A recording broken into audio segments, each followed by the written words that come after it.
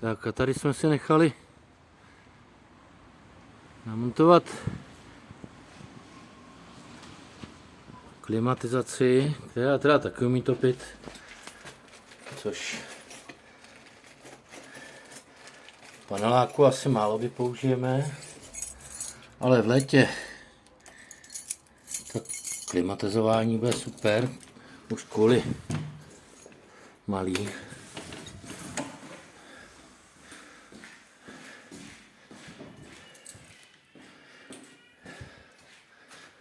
Tak.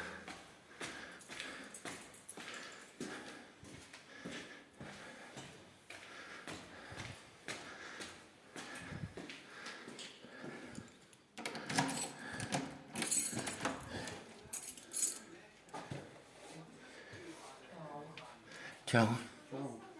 Čau. Tak, a tady to máme připravený, tady bude pokojík pro malou, samozřejmě teďka vypnutý,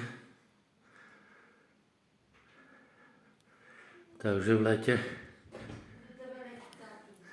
létě jí to tady zatáhneme, tady je princezna a bude večer hezky spinkat, bude vychlazeno. Takže taky to funguje jako tepelné čerpadlo, takže taky nízká spotřeba. Firma stejná, Klima Dream PK.